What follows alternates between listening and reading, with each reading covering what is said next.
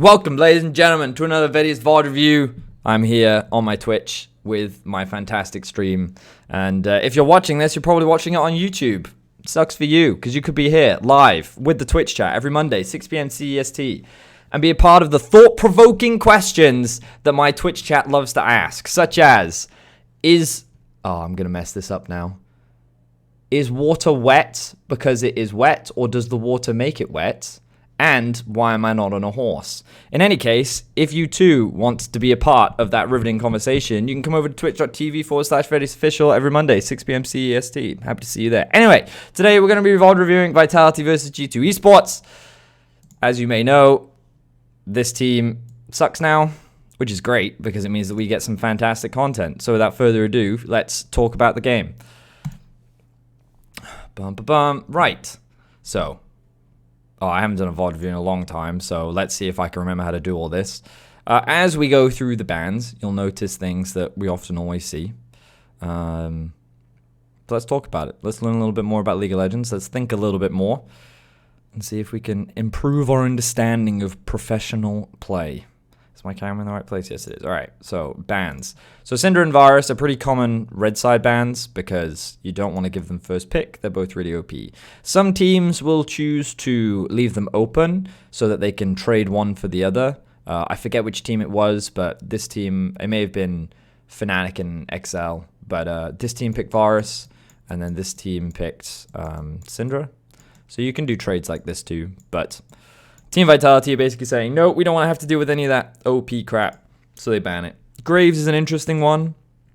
Graves is fascinating to me, at least in the context of pro play, because some teams think that it's worth the red side ban, and like these are very common red side bans that we're seeing a lot.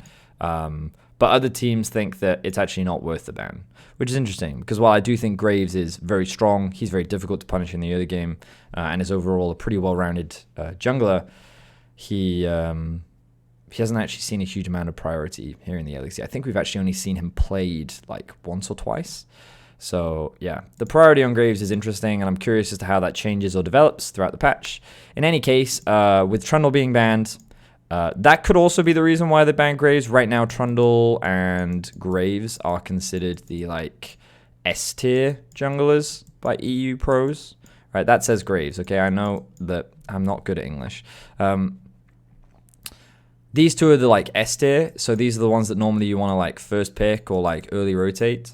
So the fact that Trundle was already banned by G2, Team Vitality might be thinking, hey, if we've banned these two and we leave Graves open and we know Jankos loves to play Graves, then it's a very easy first pick for them, so they decide to ban it away.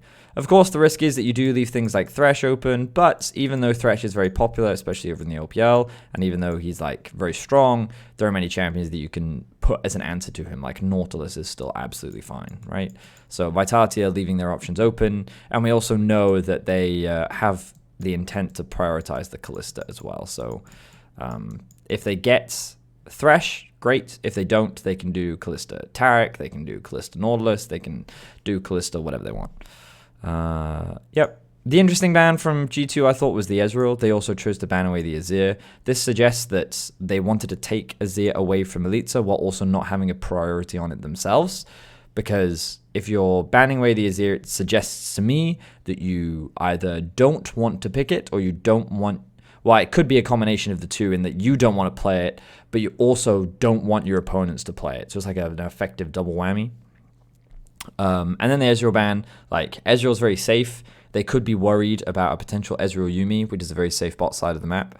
And I think the Ezreal is just a pretty strong AD carry. The Ezreal ban is a little weird, but at the same time, I'm trying to think of what else they could ban. Like, they could ban Thresh. You've got to remember that Aphelios, Kalista, like, all these strong AD carries are still available, which I'm sure G2 is thinking, like, we're happy to trade, like, for one of these. It could also be that they have a plan in mind with which Ezreal just gets in the way. What I do think is quite interesting is that Ezreal is banned rather than the Yuumi, because obviously... I say obviously. I think the thing about Ez over Yuumi is that Ez can be played into pretty much any comp. He's pretty self-sustainable, whether you want to run a support champion that enables him or a support champion that just roams away and leaves him. He's like fine in both situations. He has good damage, he has good poke, he has good scaling. Like he's very well-rounded and balanced, safe AD carry. So he kind of does a bit of everything. So yeah. Anyway, so those are the bans. I don't think there's anything like too surprising there. And then the first pick of Felios. I need to mute my phone because that's gonna be super annoying otherwise. So I'm curious as to whether or not Vitality expected this Aphelios priority, but as you all know, Aphelios, pretty strong champion.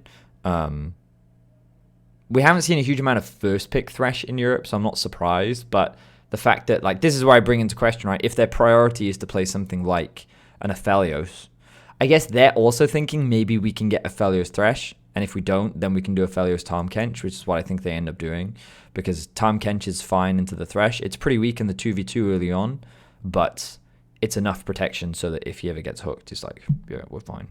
But obviously a very strong duo. I also like the investment from Vitality to just say, yeah, we're going to play through bot lane. This is also a pretty big adaptation from Vitality compared to what we saw last split, where they could pretty much only play through Cabochard. Their bot lane was like pretty much abandoned.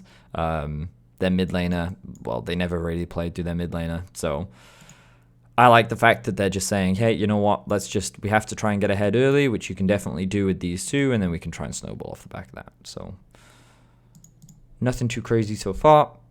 G2 now kind of have the choice. They can either go for the Tahm Kench now, or they can save it for later. If they do save it for later, then there's the risk that it gets banned away here. So their options are they can blind pick a mid, which is also very risky. They can, I think, like locking in support and jungle would be pretty safe. And I mean, I know that they're going to lock in Lee Sin here, which is where I kind of have question marks. And the reason why I have question marks around Lee Sin specifically is, in my opinion, he's a champion that a lot of his influence comes through early game playmaking, and if you don't have any lanes to actually enable him to make plays, then it becomes very difficult to actually utilize him. So he just becomes a jungler that just inevitably falls off. Which is why I'm generally more of a fan of champions like Jarvan, because I think Jarvan has the same level of early game impact, a lot more individual agency, so that he's like less, because Lee Sin doesn't have a huge amount of crowd control in the early game, right? Whereas Jarvan does with his knockup. The problem with playing Jarvan is Thresh and Kalista actually do very well against him. So that's not really a great option. I'm trying to think like what other junglers that they could consider. Olaf, but even then Olaf has the same kind of problems. Nidalee blind is very risky. I suppose when you think in terms of what other junglers do they have left, like maybe they could consider Gragas. Rek'Sai, yeah, but like Rek'Sai kind of has similar problems. Like Rek'Sai and Lee Sin kind of do the same thing, except Lee Sin is a more versatile Rek'Sai. Even though I do think Rek'Sai is good into the champion. Zac, Sejuani, Gragas. So Sejuani's risky. Like Sejuani is an option, but I don't think she's very good right now because it's very easy to, especially with like more scaling laners, it's easier to just like bully her around. Gragas is still pretty good. Yeah, I mean, I think Gragas is fine too. I think Gragas also could have been okay here. I think like Sejuani would just get kited by this shit though. Like the more that I think about it, the more the jungle pool gets much harder just because of this duo, which then just reinforces how this is a pretty good first priority from Vitality, I think. Fiddlesticks? I mean, yeah, maybe Fiddlesticks, but like, anyway, okay, so if the enemy team has Kalista Thresh, they're almost certainly going to have priority in the 2v2, right? Which means that they get pushed in the bot lane. So if you get pushed in the bot lane, it becomes very easy to invade enemy bot side jungle, and Phil then only gets to play through top side, which is like not the end of the world, but it's very easy to just bully and deny the Fiddlesticks. So I think that because of this, your jungle options actually become very limited, which is why like Lee Sin is probably their best bet. Kayn, I think Kayn has the same problems that the Fiddlesticks would have. You're just going to get bullied out early. So far, I actually really like this draft from Vitality. I think it's great. Like the early priority on this, they have an AP jungler, which gives them flexibility to play. So I wasn't aware of this at the time, but I know he's going to lock in Jace here. And the great thing about Jace is Jace can also then be flexed between top and mid, and they still have AP damage with the Gragas, which is great. You can also see with these two bans, a lot of the safe blind pick mid laners are gone. G2 also choose to ban away the Orianna. And all these bans suggest to me is Vitality is pretty committed to locking in the Jace here, which is something that Melitza is also very comfortable on. I can't say that I'm confident in knowing all of Melitza's history, but I have been told that he's a pretty competent and comfortable Jace player. So the Wukong ban is because Wukong is really strong. And if they save top laner for last pick, then they can get a pretty solid counter pick. At least that's what I think. They'll lock Jace for mental edge. They still remember rookie Jace. It's true. So yeah, I think Jace is great because it's super flexible. I think that he can be pretty dominant during early laning phase. I also think that he goes for the lethality build. He goes for a very early Ghostblade, which then like ties in with the core item spikes of these two. So you have like a pretty strong early to mid game. So this is where things get a little tricky. So I'm thinking this pick would have been really good for G2, I think. Now, while I will admit that Zilean typically in early levels, like if you lock this in, you have losing lane here and you have losing lane here. Pardon me. Which is maybe what G2 is worried about. But I think that this combo is just so broken. Zilean plus Aphelios is just unkillable later on. It's just so ridiculously strong. Like, also, this champion is really good at roaming. Because he has the movement speed thing on his, I think it's his E. I haven't played it. Yeah, his Q is his bomb, his W is his reset, and his E is his movement speed boost. Or the debuff, the movement speed debuff, rather. So, I think this would have been a great pick, personally. But they don't go for it. The only reasons why I can think why they don't want to go for it is because it's... See, because like, they could have done Ornn Zilean. I think they would have been fine. And then I also think that you can play around a Zilean lane because he has the double bombs to set up for the Lee Sin as well. I mean, yeah, I agree that like it gives them a lot of advantages in the early game and Team Vitality can just kind of run away with it. But once Zilean gets about level 7 and he has the... You usually go Roa first. I think the moment you get AP and you're level 7, you can actually just insta-clear the back wave, which means that you can then just clear waves and leave. Like, very early game, he struggles, but once he gets a certain point, he's just like, bomb, clear, bomb, clear, bomb, clear. His wave clear gets really nutty later on. So anyway, they go for Galio. So, what does this mean? Well, I think that you can play through a Galio lane, but against a Jace, I think it's really difficult. And now you're also making it very easy for the Jace to go mid lane, because Jace can then match up into the Galio, and you've guaranteed yourself a winning matchup, right? Because this guy typically wants to itemize MR. He's playing against an AD champion. The only real MR on the enemy team is the Galio. The Gragas. You can see I haven't done this for a while. The Gragas. And it's a range matchup into melee matchup. And every time this guy tries to close the gap, you can literally just knock him away. Unless he lands an E, which is also pretty telegraphed. So I think like this is a really easy matchup for the Jace.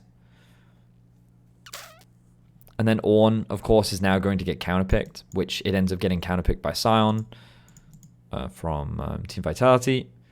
Like, I'm not an expert on Sion. I kind of just trust Cabochard in his opinion that he thinks Sion is a really good matchup into the Ornn. And hopefully we can learn a little bit more in this game, specifically why it's good, because I don't get to see the matchup very often. But I really like this comp from Vitality overall, because, number one, the damage from G2 is really low. You're pretty much entirely reliant on Aphelios in terms of damage output, because Galio and Ornn, while they can kind of have, like, they can deal damage in early laning phase, and I think that if this Galio does go Proto Belt as well, like, sure, you have a little bit more burst, but it's really not actual damage, right? It's like a small bit of burst, and then that's it, and then you're waiting 12 seconds for your abilities to come off cooldown. So your only real damage threat is this guy, and then Lee Sin's going to fall off the later into the game goes. He also have, like, damage early, which is fine, So you kind of then have to look at what lanes can this guy play around. Well, you can kind of play around an Ornn lane, but do you really want to dive a Scion or like play through a Scion? Not really.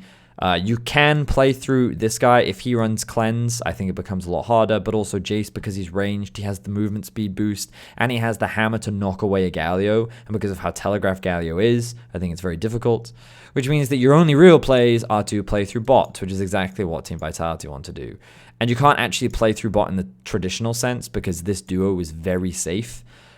Especially once this champion hits level 6, because you can use the Fate's Call to drag this guy back, but also he can position backwards to use the Lantern to take her to safety as well. And she also just inherently has a lot of mobility because of her passive, right? Now this duo is actually quite good at diving, and when you pair it with this and this, you have more than enough damage to set up for early dives. So I think I remember talking about it in the cast. Like, this is kind of the play that G2 is looking for, and they just kind of have to play it slow and avoid any major deficits in the early laning phase. Because this is really strong in the 2v2. This is also quite strong.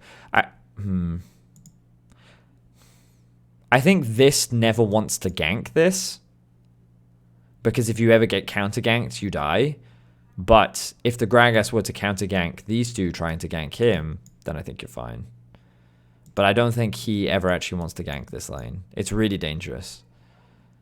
Because if the Lee Sin ever shows up, you 100% die. I think, anyway. So I think his priority is just to play through this lane. And, like, Cabashot can just live on an island in top lane. Why do you think they picked Galio, then? It seems to have many downsides. I mean, I think a part of it is preparation. Okay, so this is a hunch. I can't say for sure, right?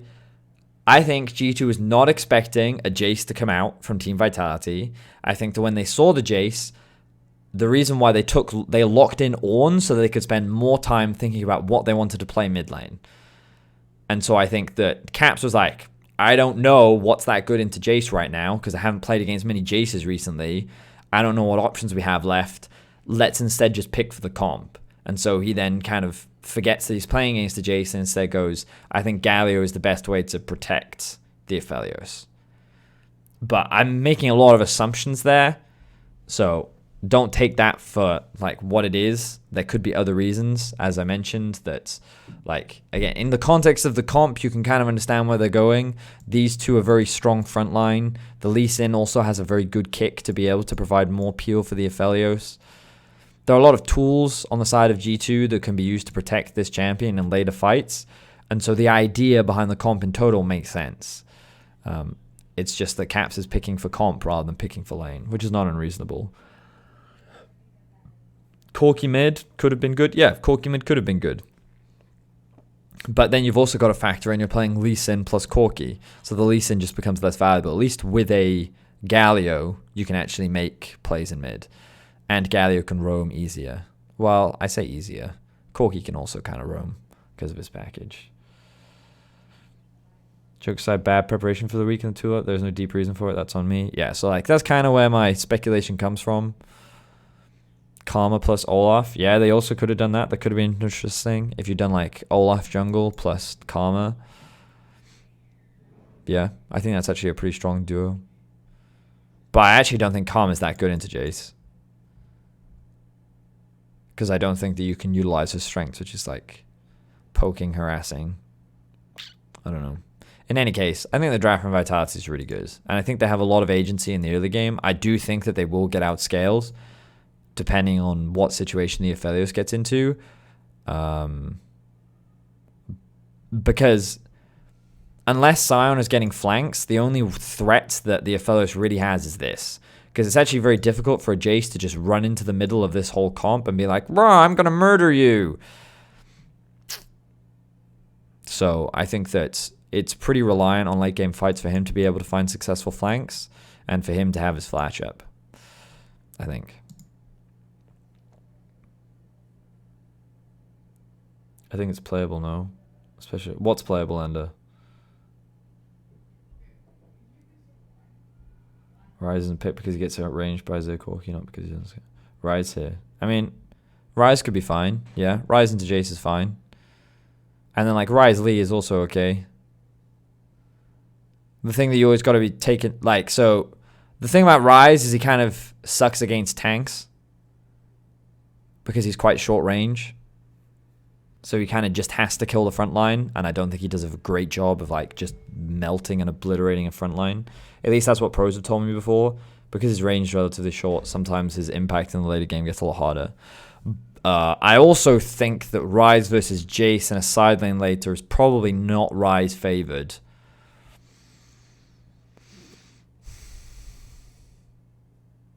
But I'm not sure. Unironically, they'd Sion mid and Jace top if they did that. No, you're probably right, actually. If they did do Ryze, you're right. They'd probably put the Sion mid, and then they'd put the Jace top. Because then the Ryze, yeah, you're probably right. Yeah. So, there you go. Anyway. Melitza was the OG Sion mid. Oh, that's good to know.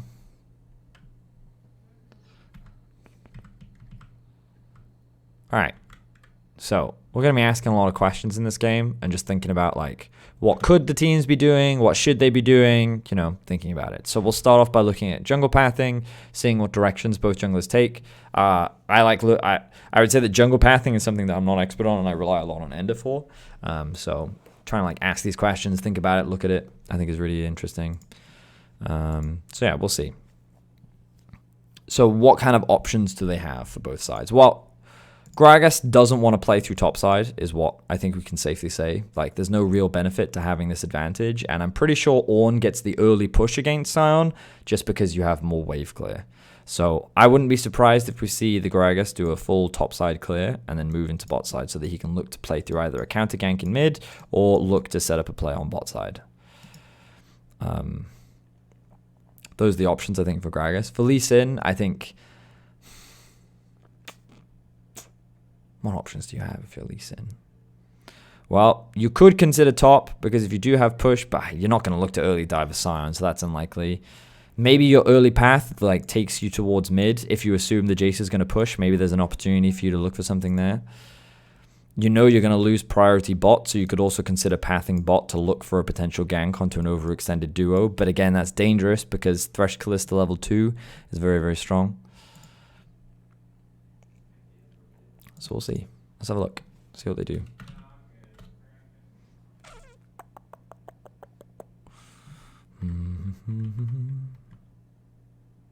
Alright. So Lee starts on solo red. Gragas starts on red as well. So this also means that both AD carries get to lane sooner, but they're going to get the early push. These two will be forced to back off, because they're going to get the level 2 first. Quite good trading, though. I like the way in which Perks is utilizing his range to just poke out comp. But they know that after these two minions die, and I actually think this is pretty bad positioning for Mickey, because he's not actually hitting the wave here. Oh, that was a good sidestep from the Flay, though. Oh, that's why he's actually in that position, because he knows that the E is on cooldown. But then Labrov uses his proc, I forget what it's called, to kill the minion, and they know that when they kill that, they get level 2. So Mickey's in danger now, and then the Flay is back up. Solid exhaust, but yeah, that was... So you can see here, because he misses the Flay, he now thinks that he can move up. Like, I can actually be more aggressive now. He also has his Calibrum, so he can look to trade as well, but the minions are stacking against them. Oh. Okay, stop it, Pen. So Mickey ends up overextending here. He also misses his Q, which sucks for him. Or does Labrov sidestep it? Either way, this is really well played by Comp and Labrov. Really good punish onto Mickey. We can also see that the Lee Sin went from red into Raptors into topside, so he's pathing up towards that direction, which means that they're at a real risk of getting dived because of how low Mickey is, and he's still only level 1. Of course, Gragas is doing a full topside clear, but they don't know where the Gragas is yet. They know he started top because they will have seen that the Sion came late to lane.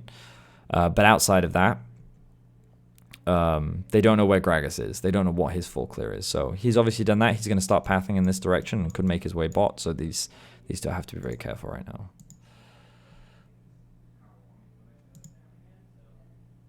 Move my camera? Oh, thanks. Yeah, I'll move my camera. Thank you. Sorry about that, chat.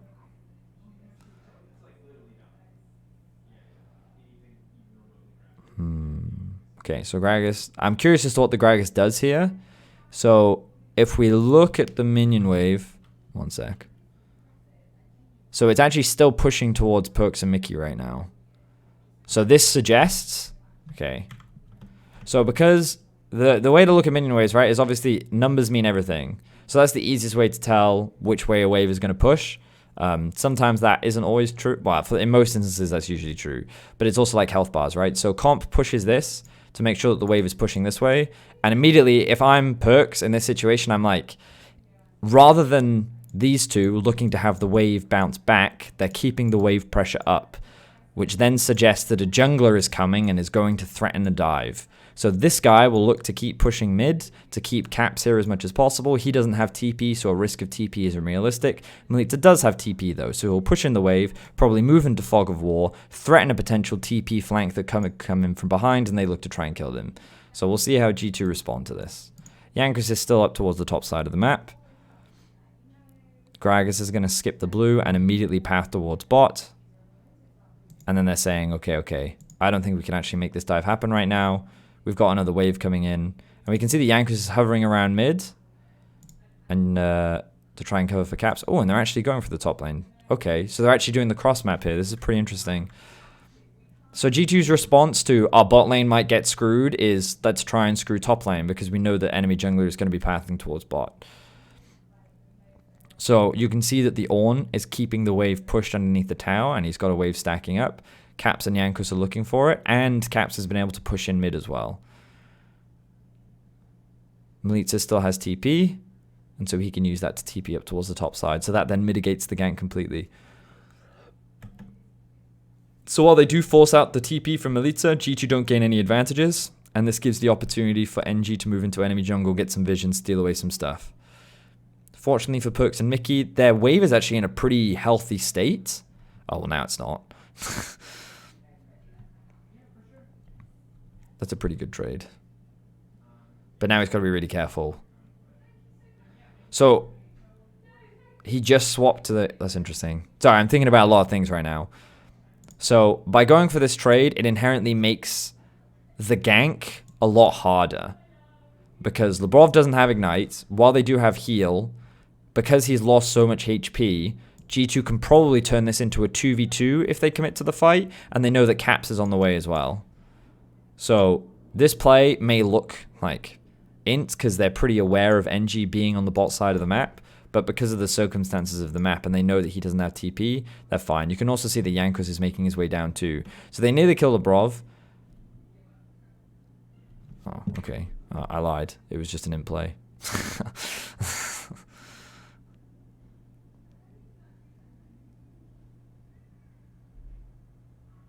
Oh, okay. No, I guess they were just... Because, like,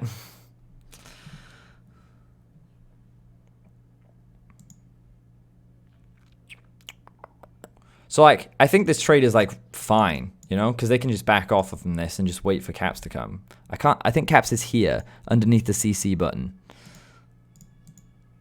But then they go all in. Well, they don't go all in. They get flayed.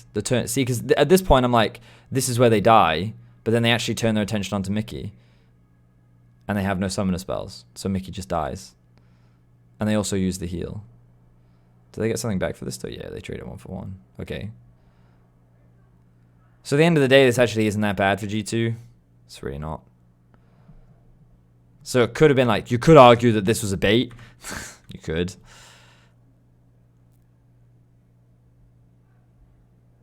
Because they end up getting the kill for Perks as well. Jankos is spending a lot of time, like, not doing anything, though. So I suppose from G2's perspective, they're not too unhappy about this. Yeah, the Galio's, like, pretty far behind right now, but their Aphelios is ahead. So... I think it's fine. I think it's fine.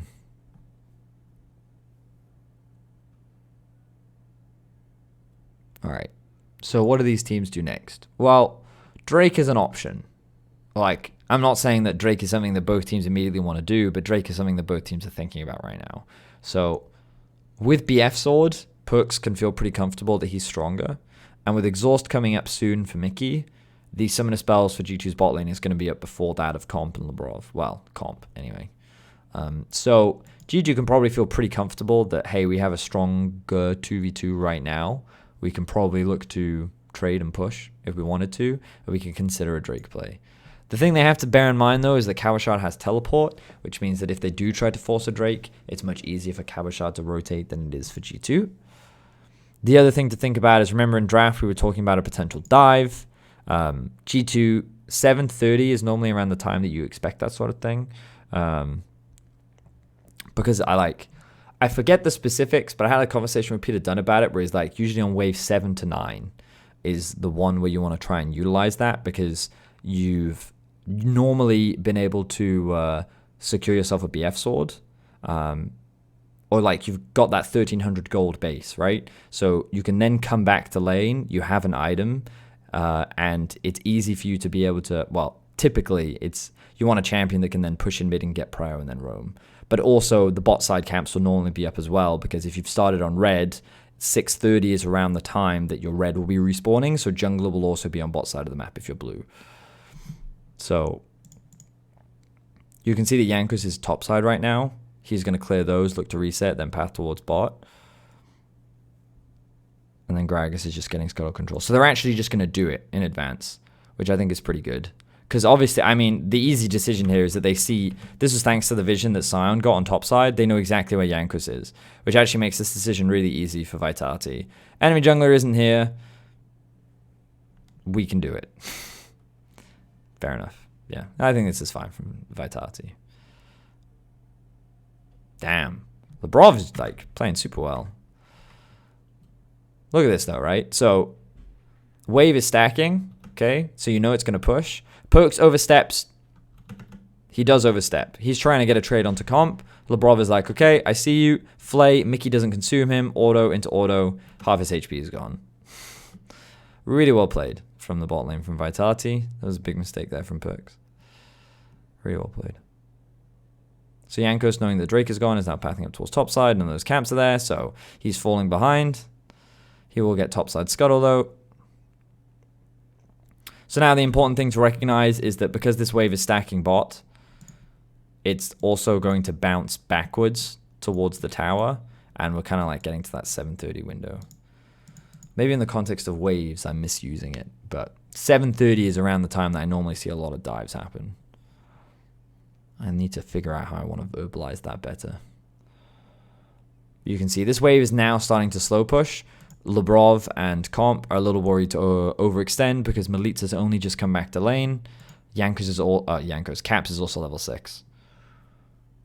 So Comp and Labrov are playing a little bit more defensively, as they should. NG's just here to cover, just in case.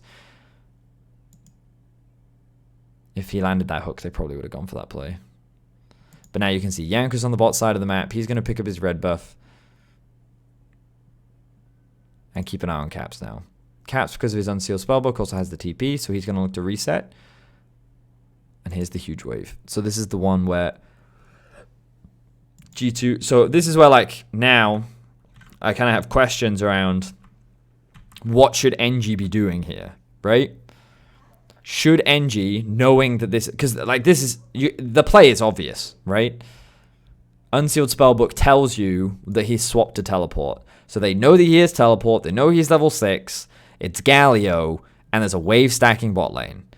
Jankos, they had information that he was topside, right? And while they can't be for sure certain that he's bot side yet, they know that he's probably around the bot side of the map, or he will be soon, right? That's also why I think NG is covering here, right? So Vitality have all the information that they need to be aware that G2 are looking to try and zone Vitality away from this tower.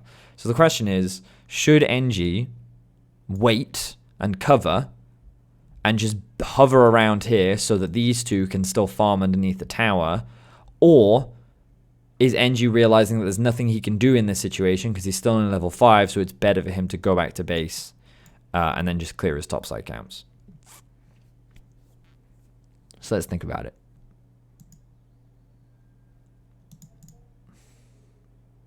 So obviously he resets here.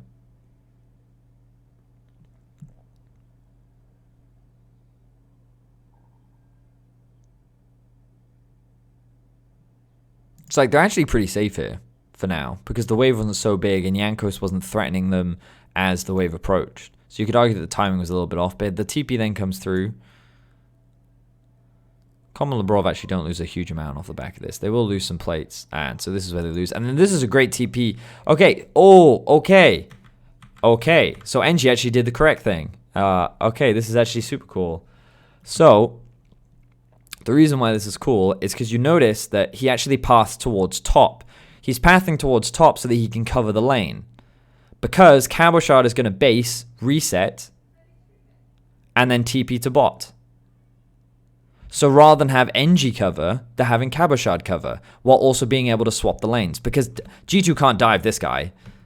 I mean, they can, but I don't think it's worth their time. Which then allows Vitality to swap up towards top, and then play for Herald. Damn. That's really good. I like that. I like that a lot.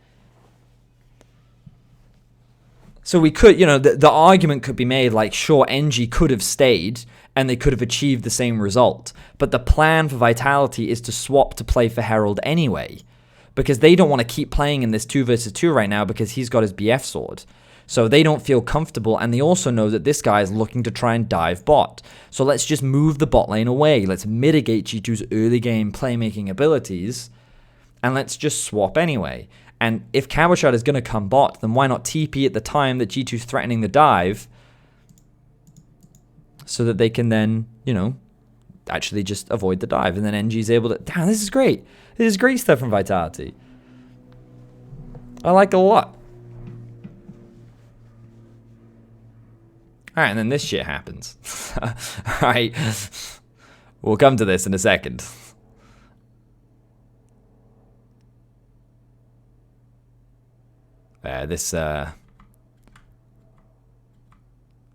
Yeah, okay. So that was really cool from Vitality. I really liked what we saw from them just there. That was super, super cool. So what does G2 do now? So, the ball lane doesn't reset. They instead walk up through river to rotate around to mid. Okay. They do recognize that Cabochard has just used his teleport. So one argument could be that G2 is looking to try and create a numbers advantage by rotating this duo up and having Lee Sin and Ornn collapse on the Herald. So maybe they're looking for a fight right now because they couldn't find the successful play bot. They're worried about how strong these guys are getting, maybe. And so they're saying, hey, let's go for a team fight here. So Milica goes in to get a bit of a trade. And initially, this looks quite promising.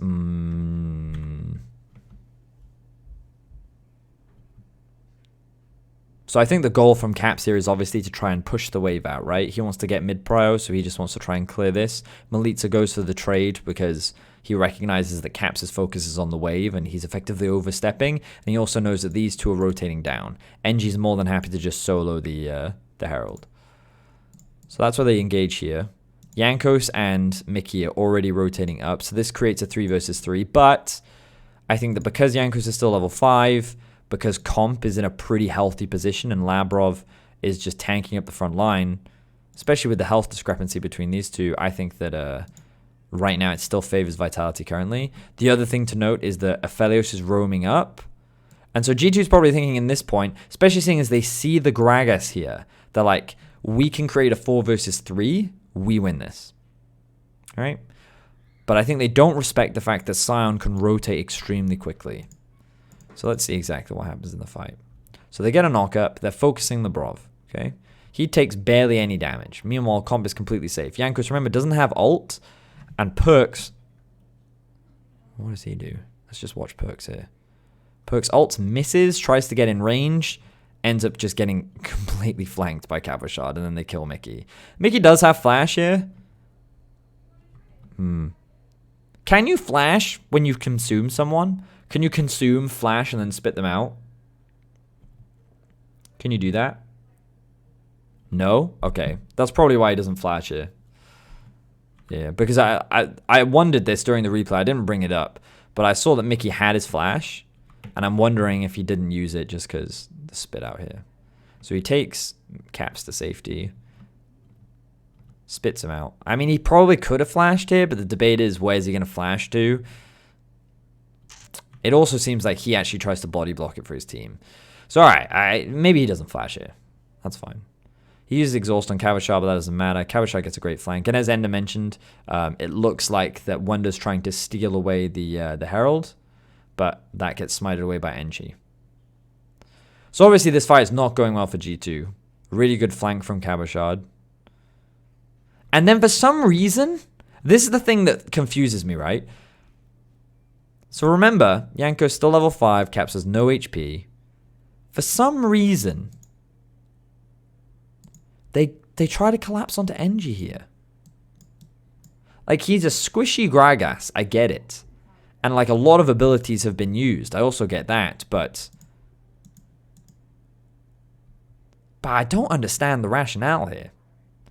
Like, this feels like a very greedy play. And I love the ultimate that came out from Engie. Because the thing is, right? Common strategy when getting flanked, okay? So, you know, let's just say there's one person over here, and there's 4 people here, and this one person's trying to flank on the team. A common strategy is to just attack the one before the one can get there, right? So in this instance, what kind of looks like G2 is trying to collapse onto Engie, right? He just attacks one of the flanks. He ignores Wonder completely, and he's just like, well, fuck it, I'll kill these guys, and now we created the 4-1 setup. That was a really well played ultimate by Engie. And then and then Perks is just kind of like, team? He's getting zoned away by Kavashard, who just kind of, you know, kills Yankos on the back end. Okay, what was that, Perks? Alright, I don't agree with this positioning at all. But it's fine, he gets away. It looks like they were trying to kill Comp. But at this point, things are bad. Things are real bad. Because, so, let's look at the context of the comp, right? G2 kind of very limited in terms of damage outside of Perks, but he's also gated by itemization, right? So what G2 want is to play this game as slow as possible to prevent Comp and Labrov from hitting their spikes sooner than Perks does. If they're hitting their spikes at about the same time, then G2 is actually feeling pretty happy, I think. The problem for G2 is that Milica is also getting stronger because he's been sitting mid lane. He hasn't really roamed a lot outside of that one TP to top lane. He's just focused on mid while Caps has been roaming a lot, and so he's been getting stronger and stronger. And you can see like he has a pretty healthy gold advantage, and Sion is getting to the same way. So this composition that spikes really hard, I think on like first item, is now going to get their first item much earlier than they probably should have, just because of this this fight. And like, you can criticize G2 here, for sure, but I also just think the way in which Vitality plays is just really smart. Like, you can see that there's a lot of rationale going behind all of their decisions. And like, this is just a completely different Vitality compared to what we normally see. I think this is really good.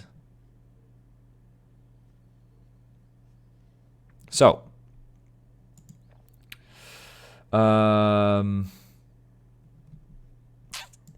Drake is the next point of contention, right?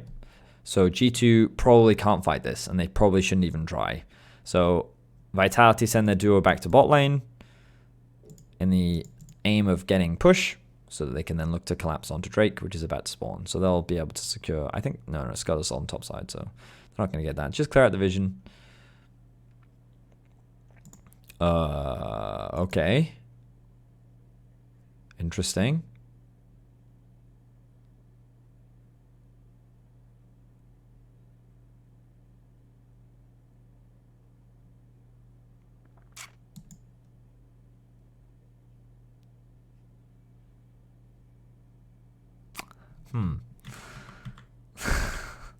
So we just talked about, let's have a look at what got spent. So everyone comes back on the map. So these two have finished item, which is fine, you know, finished item. He's a little bit behind, whatever, fine. level 8 to level 7, level 7 to level 6, level 8 to 8, 6 to 7, 6 to 6. Okay. Bilge water, so not that scary just yet. Maybe G2's thinking is that they're not that strong yet. We can still fight them. But, like, just give up the mountain, I think. What you can do, I think, if you're G2, right? So, again, it's all in the context of cross map, right? So, Vitality has Herald, okay? So, because they have Herald, the expected typical play that we would normally see is Drake into pushing bot into Herald, right? That's normally what you'd see. They could also do the same thing mid. That's also an option. But when you do the Drake and you have the Herald, you would normally then go to one of these and then you'd play for plates, right? So the common response, especially if you're behind, is to just trade on the other side of the map. So you would send Perks to top. You would have him go hit the tower plates, and then you would threaten a dive on the Scion. And you'd be like, Scion, shoo away. There's 4 of us up here. You have to leave now. Give us the plates so that we get some gold in our back pocket, right? And that would be the safest play, and it would kind of like, again, neutralize the game. You'd open up the map more, and obviously the enemy team has a little bit more control of the map because they're going to get that plate first. They're going to get to reset first. You probably won't be able to get top tower, but at the very least, you're getting some gold, right? Instead, G2 choose to contest the Drake. The only reason why I think they would do this is, number one, they know that Cabochard doesn't have teleports. Number two, they feel that the item differential isn't actually that big and that they can still fight. Because Warrior enchant on Lee, BF Sword plus Pickaxe on Aphelios, they're probably thinking maybe we can still team fight them. But I think it's like really greedy because of how easy it is for Scion to roam. Look, you see him, his ultimate comes up. Mickey does have flash, and this is something I definitely think he could have flashed. He can flash. He can flash this Gragas barrel. He can flash that. And then he dies. And then so they give up another kill. They get no plates. And they lose mid tower. So this was like really, in my opinion, this was quite troll from G2. I think this was really bad.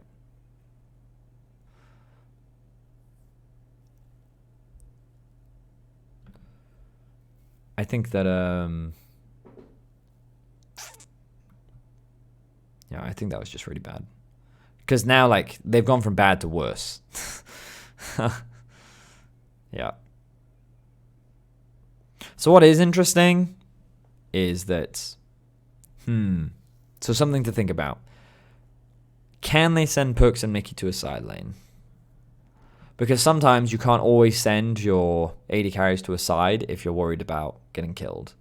So they could be afraid of Melitza, who, having completed his Ghost Blade and Phage. Pardon me. I don't know, would they be afraid 2v1 against a Jace? Maybe. Maybe they just want to keep the mid so that it's safer. But like, no one can duel Melitza at this point. He's like so strong. He's really OP. So I quite like the fact that Vitality do like a 1-3-1 rather than send the Kalista Thresh off to a side, because it's super easy for Cabochard to roam because of his ultimate, and Melitza also has TP up. And Melitza beats both Ornn and Galio in the 1v1. G2 clears some vision, but they can't fight for this. They have to leave it.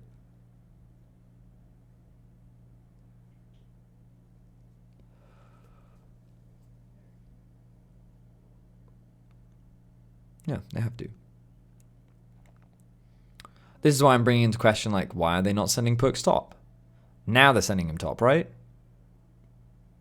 Yeah, so I'm like, why didn't they do this earlier is kind of my question.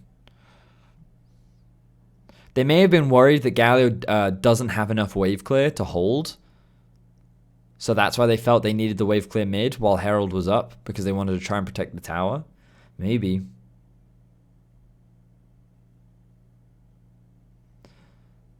Oh, Melitza does so much damage. And then Vitality just get another kill. Like, I love the proactivity from Vitality here, but it feels like that G2 is just really slow with all their decision making. It feels like they should have been doing these things before, but now like the map state is pretty neutral. There's no objective to play for. Rift Herald is spawning soon, which means that Vitality actually want to move their pieces top lane, and now Kabashad has his teleport up. So the moment G2 tried to siege, Melita spots out Jankos, not afraid of a dive, he just goes in, and then the bot lane rotates up and they kill Mickey. And now they have control over Herald. Like, props to Vitality. This is, like, really good. I'm really impressed. But also, like, G2 are making a lot of mistakes that I think Vitality are very quick to capitalize on. And now Perk should die because he stayed a little too long. Oh, Mickey! That was sick.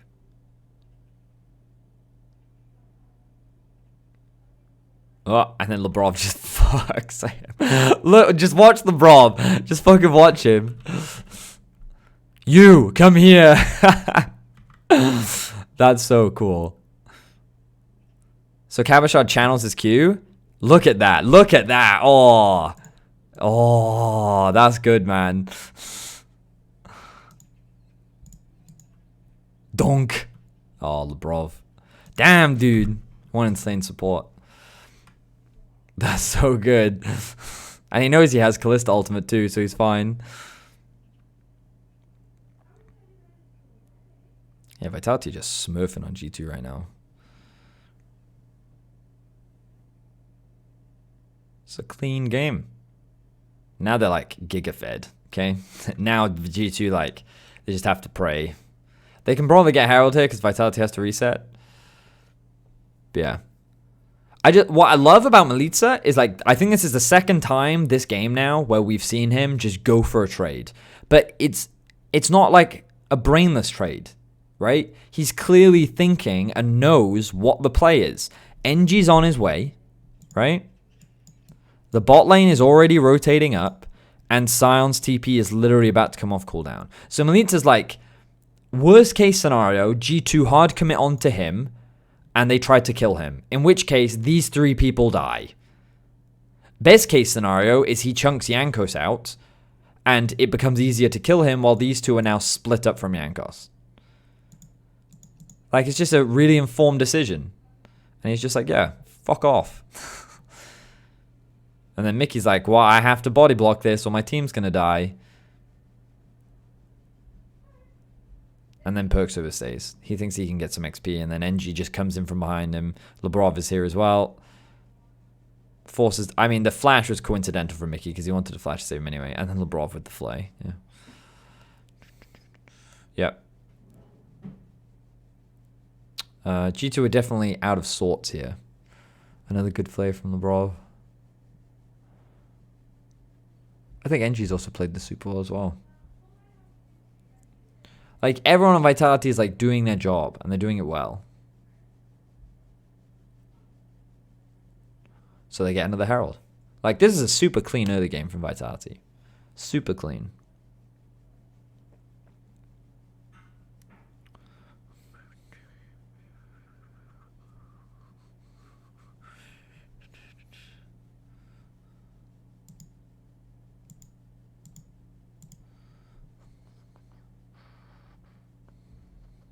So now they use Herald bot, which is fine. It's the last out of tower. Aphelios is resetting rather than trading for top. Oh, okay. Now he's trading for top tower. Yeah, I thought he should have. And here, Vitality just playing through two lanes. They don't care about top. They're just going to steal away all of the enemy jungle, setting up for the Ocean Drake that's about to spawn. They get bot. Oh, they don't get the bot tier 2. Cabo is going to go back to base to catch top. Oh, they don't actually steal away the red buff. They don't want to be too greedy, which is fine.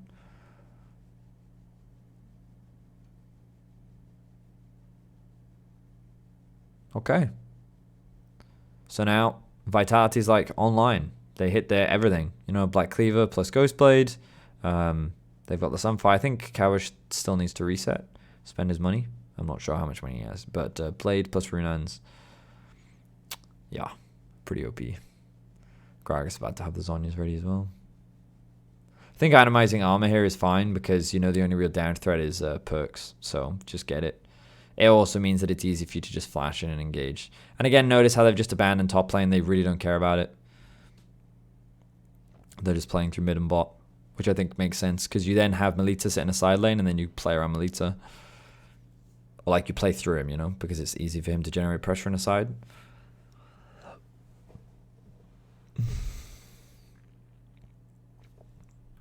So what does G2 try to do here? So they know that Vitality is collapsing up towards top side. They can see NG recalling on a ward, so I think they're looking for a pick here.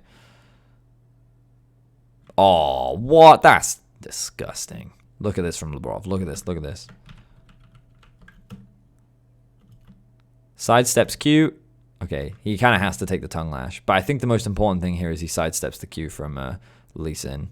He can't sidestep everything, but he fucking tries. There are 3 skill shots coming at him, and I think he dodged the most important one. But he also has Kalista ult if things get really dangerous. Yeah, like that. So G2 nearly find a pick.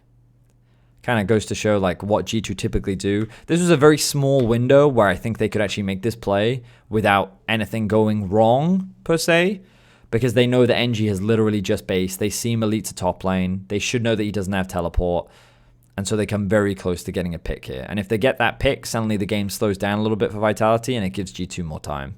So I respect the play. I think it's pretty solid. But nothing comes off the back of it.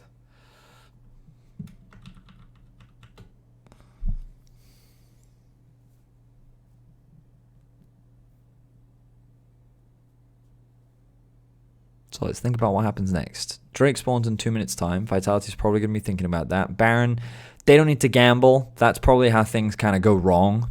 They want to make sure they have vision of it so it doesn't get snuck away because Aphelios is, Aphelios. They push in bot. Melita's top. Let's have a look at the wave state. So he resets. Okay.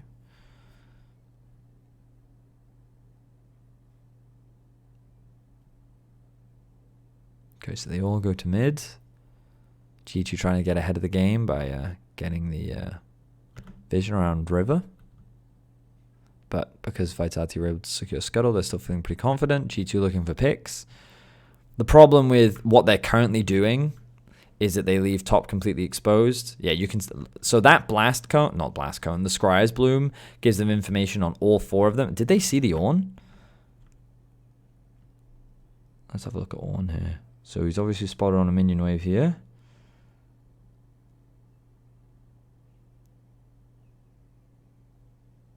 No, they don't see Ornn. They don't know where the Ornn is. But they see 4. So they keep pushing. They push another wave top. They see Ornn yet? I don't think they've seen him yet. But at this point, they're like, Ornn definitely ain't top, boys. Well, now they see him mid, yeah. They probably could have kept the Psy on top, to be honest. Yeah. So G2 go for a fight here. They're probably thinking that this positioning is better for them than actually fighting a Drake. Which, to be fair, it is, because they one-shot the Gragas. Which is great on paper, okay? Let's slow this down. But look at this flank from Sion. Damn. Cabo plays this so well. So where does all the damage on the perks come from? Where did he take all this damage? Oh, that's where he took that damage. So he loses a third of his HP before the fight even starts. He's low on ammo in terms of guns, so he wants to swap probably. He ults, doesn't actually connect anything. I don't think he's landed an ult this game, thinking about it. Ignite is down on top of him, and then watch this. Look, the Q, he actually walks into Sion Q, which knocks him up, and then the Sion flashes, one-shots him. Damn. Perks probably had no idea what was happening. Yeah, Perk's positioning in team fights has definitely been taken advantage of this game.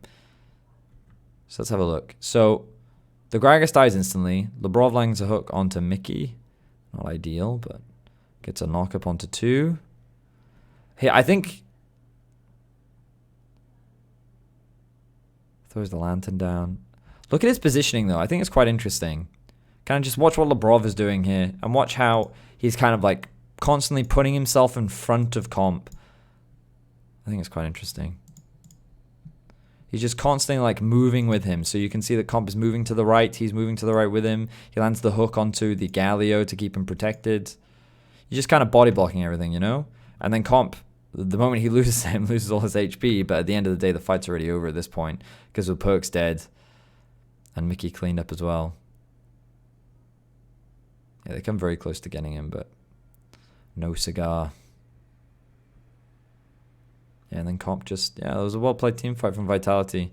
But I also think, like, the crucial thing here is just, at the beginning of the fight, Perks just gets obliterated. Perks doesn't get to do anything. I think he's not set up for success because he can't swap guns.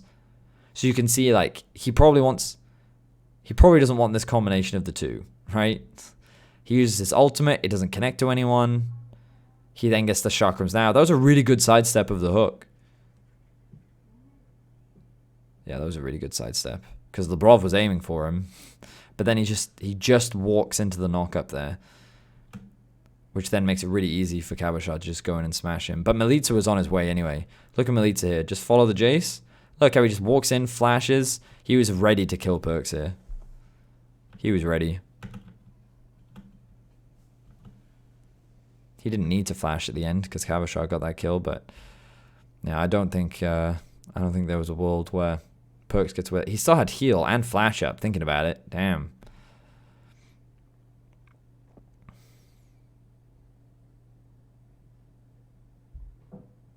So yeah. Out team fought. Well played by Vitality. I think they all played that super well. Cabochard in particular, I think his flanks have been great this game.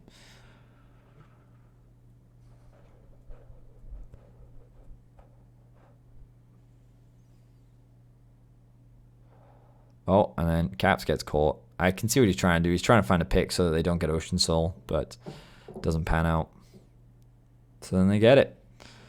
Nicely done, Vitality. Nicely done.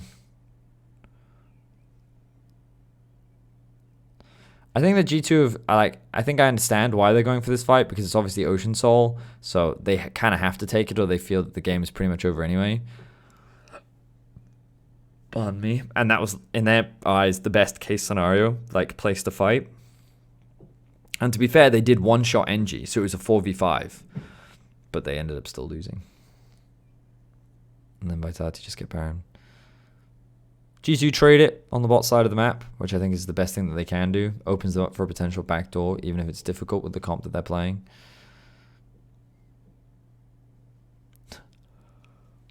Oh, excuse me. Force 2 flashes out, forces Perks back as well. Oh, that was close. Oh, whoa, whoa, whoa, Labrov, bruh. Okay, misses the hook, to be fair. Let's just slow this down a bit. Obviously, Vitality, I think, so the mistake here from G2 is going for this extra tower. Yeah, they greeded for this.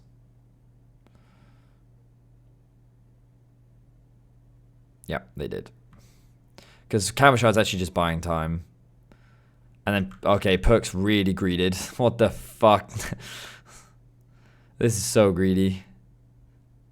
This is actually super greedy. And then the rest of his team is actually just there to try and help him. Yep. And then Vitality commit to the fight because they're like, you're overextended. Yeah. Damn. Yeah, G2 played bad, for sure. I think we can safely say that. But also, I think Vitality played really, really well. Like, insanely well. Like, dude, that swap play at, like, what, 8 minutes was so good. The early game is, like, super clean. And then they've been out team fighting G2, basically. Obviously, they have a huge advantage, so it's easy for them to win fights, but small positioning errors on the side of G2, on top of the fact that everyone on the role of Vitality is doing a great job. And I think that Labrov is already, you know, showcasing why he is such a talented support. I was told to expect high things of him. I was told that his laning phase was very, very good. His, like, macro sense still needed to be worked and wasn't at, like, pro player level yet. But you can see that his laning is very clearly good and his mechanics are definitely up there. So definitely an exciting support to watch. And when you're thinking rookie of the split, he's definitely standing out for sure. But still only week 1. A lot of weeks left to go. We'll keep how things are going. And honestly, we're kind of at the point in the game now where there's not really a lot left to break down. It's just kind of a matter of time before the game ends. I think a lot of the complex stuff kind of happens in the early to mid game. But yeah, I think it's just super interesting. Things like some of the big takeaways as kind of like the game rounds out, I think are... I think it's interesting. Something to think more about is lane assignments and wave clear. Where do you put your wave clear? Because that's the other thing for G2. Their wave clear was pretty lacking. So they decided to keep Perks and Mickey mid for a lot of that time rather than sending them off to a side lane. Because I was asking questions like, why aren't they moving him over here? And I think the reason why was because of that lack of wave clear, and like where they send that is something to think about more. I also think that when we think about how Vitality set up around the map, they were very... I think their ability to read what G2 was doing was very promising and very good, and I think they responded very well in kind. So I think that was great. Trying to think of some other takeaways. Like Labrov mechanically, very, very talented. Perk's positioning, I think we saw a couple of errors. Yeah, and I think like we also have to think about Caps' roaming. How much is that affecting him? How well are teams going to keep punishing this? Because it's felt to me like that Vitality were able to do it, Origin were able to do it, or like Origin stopped him from roaming rather. But Melita also had a really good game. Labrov versus Boomer Labrov? I'm not sure what you mean. I don't understand. But yeah, like that was a great game for Vitality. I'm really excited for Vitality. I'm gonna watch their other games quite closely. I'm not gonna do it today, but that was cool. Anyway, that was a VOD review. Thank you for watching on the YouTubes. Remember, you can check out twitch.tv/VediusOfficial if you want to watch it live every Monday, 6 p.m. CEST. See you then. Bye-bye.